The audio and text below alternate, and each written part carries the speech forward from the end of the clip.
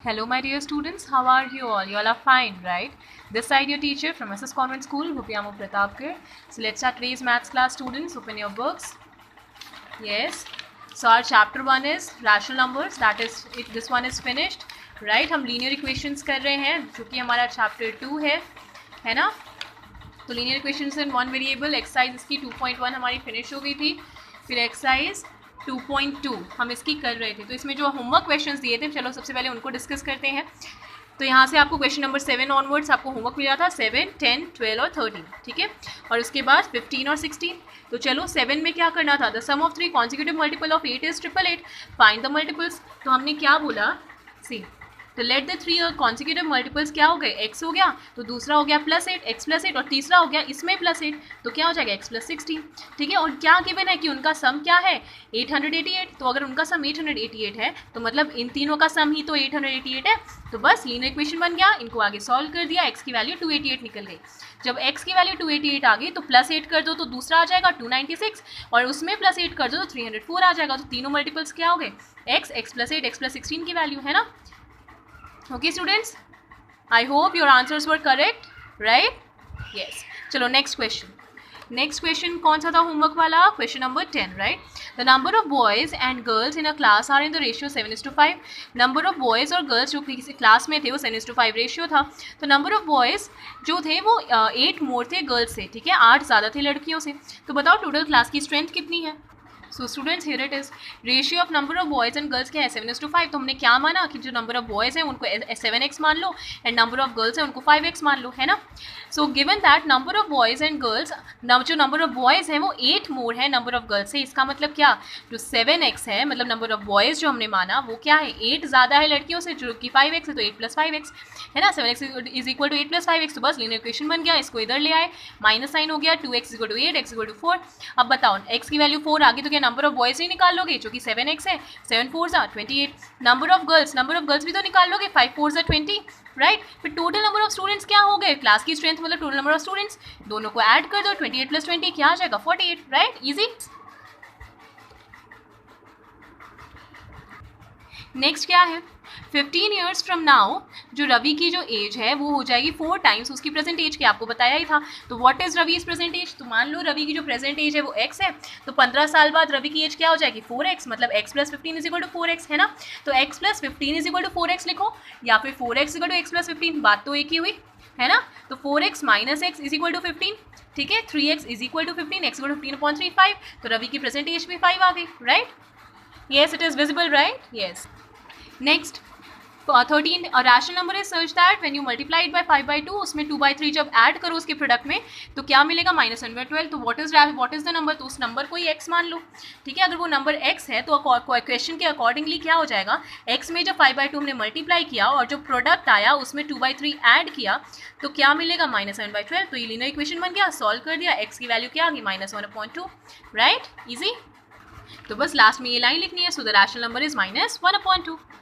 Now next question number 15. इसमें क्या है कि अगर टोटल जो है 300 कॉइन्स थी, मतलब टोटल जो पैसा था 300 रुपीज़ का वो कॉइन्स की फॉर्म में था, जिसमें 1 रुपी कॉइन थी, 2 रुपी कॉइन थी, 5 रुपी कॉइन्स थी, ठीक है. और क्या गिवन है कि जो 2 रुपी कॉइन थी, है ना, वो 3 गुना थी 5 रुपी कॉइन के. और जो टोटल नंबर ऑफ कॉइन्स थी, टोटल नंबर ऑफ कॉइन्स कितनी थी, 160, ठीक है. तो बताओ हर एक डिनोमिनेशन की कितनी कॉइन थी. So students it is very easy. तो हमने मान लिया कि टोटल हमें पता है कि टोटल अमाउंट ऑफ मनी क्या है, 300, ठीक है. और टोटल नंबर ऑफ जो कॉइन्स हैं क्या है, 160 गिवन है. तो बताओ ₹5 के कॉइन्स अगर हमने x मान ली तो ₹2 की कॉइन्स क्या हो जाएंगी, उसकी 3 टाइम्स मतलब 3x, है ना. तो बताओ ₹1 की कॉइन्स कितनी होगी, अगर 160 टोटल नंबर ऑफ कॉइन्स है तो आपको ये पता है 1 रुपये की वैल्यू एक ही होती है, एक कॉइन की वैल्यू में फिर एक ही हुई ना.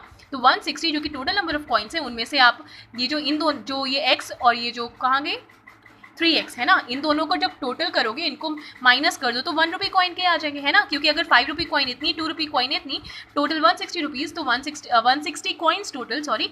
तो 160 में से जब ये दोनों कॉइन टोटल माइनस कर दोगे तो 1 रुपी कॉइन मिल जाएगी. अब तो वैल्यू क्या है 5 रुपी कॉइन की, वैल्यू हो जाएगी, अगर एक कॉइन की वैल्यू 5 है तो x कॉइन की 5x, अगर एक कॉइन की वैल्यू 3x है तो ₹2 कॉइन्स की नहीं, अगर एक कॉइन की वैल्यू 2 रुपीज़ है तो 3x कॉइन की वैल्यू हो जाएगी 2 × 3x. ऐसे ही और 1 रुपी कॉइन तो जितनी है उतनी उनकी वैल्यू है, राइट। तो और टोटल अमाउंट क्या है उसने पहले ही बताया है 300। सो बस इन तीनों को ऐड कर दो, 300 आ जाएगा। तो यहाँ से x की वैल्यू क्या आ जाएगी, 20 आ जाएगी। तो अगर x की वैल्यू 20 तो ₹5 कॉइन्स कितनी हो गई, 20। ₹2 कॉइन्स कितनी होगी, 3 × 20 मतलब 60।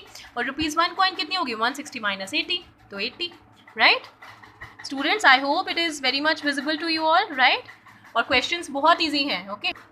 Next, 16. The organizers of an essay competition decide that a winner in the competition gets a prize of ₹100. जो विनर है उसको ₹100 का प्राइज मिलेगा और जो नॉन विनर है उसको ₹25 का प्राइज मिलेगा, ठीक है। और जो टोटल मनी जो डिस्ट्रीब्यूट किया गया 3000 और जो टोटल पार्टिसिपेंट्स थे 63। नाउ स्टूडेंट्स, जो टोटल पार्टिसिपेंट्स हैं 63, तो इसमें विनर्स भी हैं और वो लोग भी हैं जो नहीं भी जीते, है ना, टोटल 63। तो हम क्या यहाँ पे मानेंगे, हम ये मान लेते हैं कि ठीक है चलो जो नंबर ऑफ विनर्स है वो x है, तो जो टोटल पार्टिसिपेंट्स अगर 63 है तो वो लोग जो नहीं जीते वो क्या हो जाएंगे, 63 - x, है ना। टोटल में से जितने विनर थे उनको माइनस कर दो। तो अगर बताओ एक विनर को 100 रुपये मिलते हैं तो x विनर को कितने मिलेंगे, 100x रुपीज़। और नॉन विनर्स को अगर 25 मिलता है तो 63 - x मतलब इतने हैं ना नॉन विनर्स, तो इनको कितने मिलेंगे, 63 - x × 25। और टोटल अमाउंट ऑफ मनी कितना डिस्ट्रीब्यूट किया गया, 3000। तो बस इनको और इसको ऐड कर दो, है ना। जब हमने ऐड किया तो लीनियर इक्वेशन बन गया। तो यहाँ पे मैंने क्या किया है, 25 कॉमन ले लिया, है ना। आपको ही पता है डिस्ट्रीब्यूटिव होता है, 25 4x + 63 - x हो गया, है ना। 25 कॉमन ले लिया तो डिस्ट्रीब्यूटिविटी की प्रॉपर्टी लगी है स्टूडेंट्स, ठीक है। तो 3x + 63, यहाँ से हमने इसको सॉल्व कर दिया, x की वैल्यू आ गई 19, हेंस नंबर ऑफ विनर्स क्या हो गया, 19, राइट, यस। सो स्टूडेंट्स चलो अब अपना नेक्स्ट टॉपिक स्टार्ट करते हैं, क्या है, solving equations having the variable on both side, जिनमें दोनों साइड में वेरिएबल होता है। चलो करते हैं। An equation is the equality of the values of two expressions in the equation 2x - 3 = 7, है ना।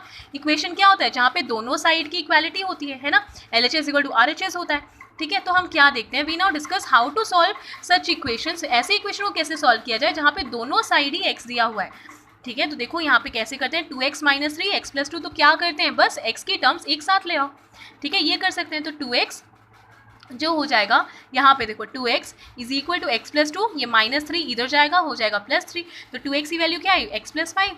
जब 2x की वैल्यू x + 5 आई तो यहाँ पे 2x - x मतलब इसको इसके इक्वल करो, 2x - x, तो दोनों साइड हमने x सब्ट्रैक्ट कर दिया, क्या है 2x - x, x + 5 - x, तो क्या आ जाएगा, x = 5।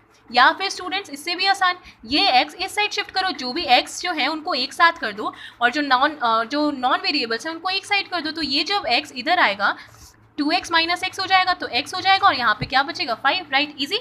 चलो अब देखो, सॉल्व 5x + 7/2 = 3/2x - 14। बहुत ईजी है, क्या करना है, 5x + 7/2 है, 3/2x - 14 है, तो जो नॉन वेरिएबल्स हैं, देखो यहाँ पे 7/2 है, यहाँ पे -14, तो इनको एक साइड कर दो और ये जो वेरिएबल वाली टर्म है उनको एक साइड कर दो। तो हमने क्या किया, यहाँ पे देखो इन्होंने कैसे किया है, उसके बाद फिर मैं बताती हूँ कैसे करेंगे। 2 × 5x + 7/2, ठीक है, क्या है 2 × 5x + 7/2, इनको इन्होंने वो ले लिया, इन्होंने क्या किया, इनको देखो डिनोमिनेटर वाला यहाँ से हटाना है पार्ट, तो डिनोमिनेटर पार्ट हटाने के लिए इन्होंने दोनों साइड ही 2 से मल्टीप्लाई कर दिया, क्योंकि अगर एक साइड करेंगे तो दूसरी साइड भी करना पड़ेगा, तभी तो इक्वालिटी मेंटेन होगी। तो जब यहाँ पे 2 से मल्टीप्लाई किया तो 2 5 तो 10x हो गया, और जब 2 को इससे मल्टीप्लाई किया ये 2 कैंसिल हो गया, बचेगा 7, और ऐसे यहाँ पे भी ये 2 कैंसिल हो जाएगा, 3x बचेगा, और यहाँ पे 14 2 28 हो जाएगा, ओके। सो यहाँ पे -2 × 14 हो गया, तो 10x + 7 क्या आ जाएगा, 3x - 28। फिर यहाँ पे अब सिंपल इक्वेशन बन गया, 10x इधर 3x ये साइड कर दो, 7 और यहाँ पे आ जाएगा 7x + 7 -28, फिर ये इधर चला गया 7x - 28 - 7, 7x = -35, तो यहाँ से x की वैल्यू -5। देखो जैसे मैंने यहाँ पे बताया था वैसे यहाँ पे इन्होंने किया, यहाँ पे इन्होंने क्या किया, इसको सिंप्लीफाई करने के लिए जो 2 है इसको हटाना चाहा, क्योंकि आपको ही पता है रैशनल नंबर से अच्छा होता है सॉल्व करना, आप सिंपल इंटीजर्स या फिर होल नंबर्स को सॉल्व करो, राइट। तो इन्होंने इस रैशनल नंबर को ही होल नंबर या फिर इंटीजर में कन्वर्ट कर दिया, कैसे, डिनोमिनेटर हटाने के लिए, डिनोमिनेटर कैसे हटेगा, उसी नंबर से मल्टीप्लाई कर दो दोनों साइड, राइट, क्लियर। बाकी का नेक्स्ट पार्ट में देखते हैं।